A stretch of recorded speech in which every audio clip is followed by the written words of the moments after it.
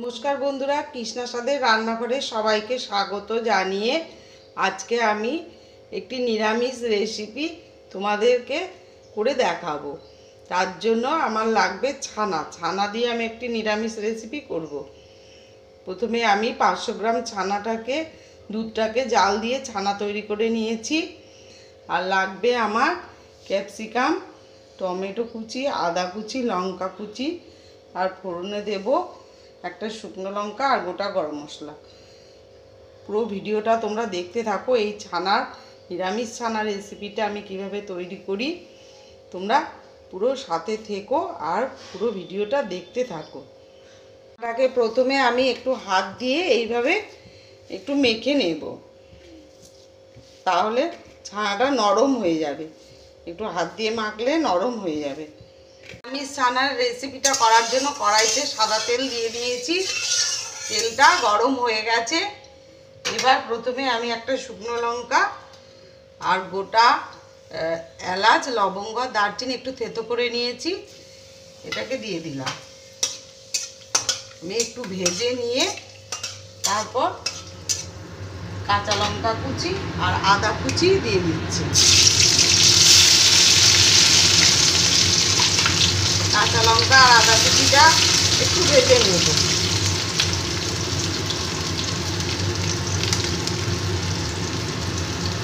কাঁচা লঙ্কা আদা ভাজা হয়ে গেছে।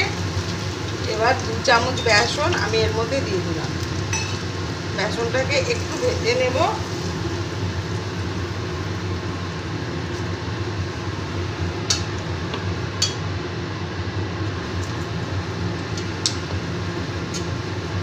কাঁচা গন্ধটা বেসনের যাওয়া পর্যন্ত আমি একটু ভেজে নিচ্ছি।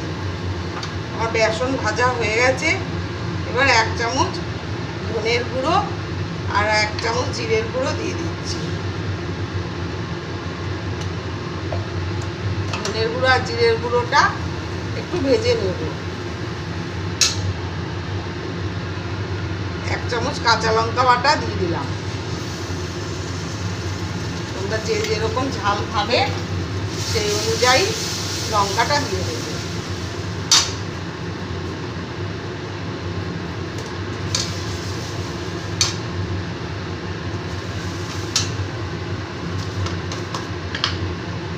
স্বাদ অনুসারে নুন দিয়ে দিলাম আর হলুদের গুঁড়ো দিয়ে দিচ্ছি একটু। এই মশলাটাকে এবার একটু কষিয়ে নেব।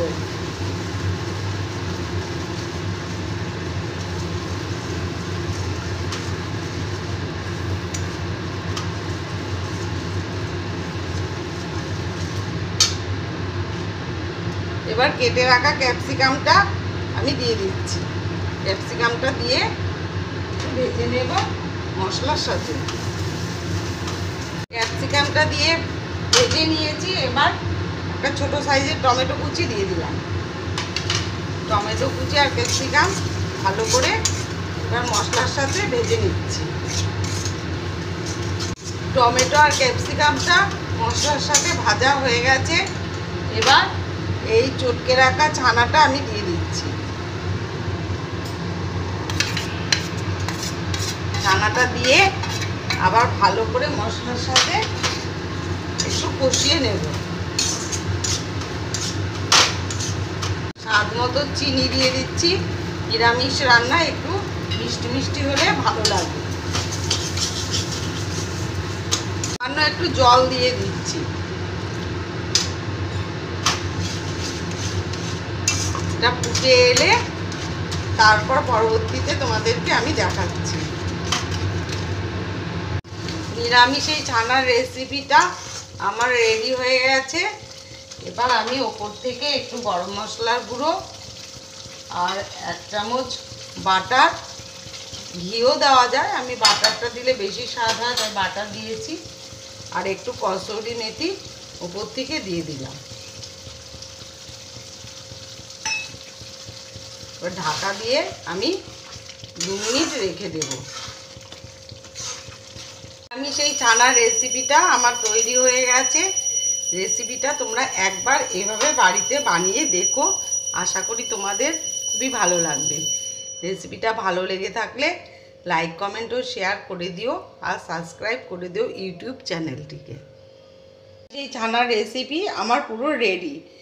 এটি রুটি, পরোটা, লুচি সব কিছুর সাথেই ভালো লাগবে। তোমরা রেসিপিটা একবার আমার মতো করে এভাবে করে দেখো, আশা করি তোমাদের খুবই ভালো লাগবে।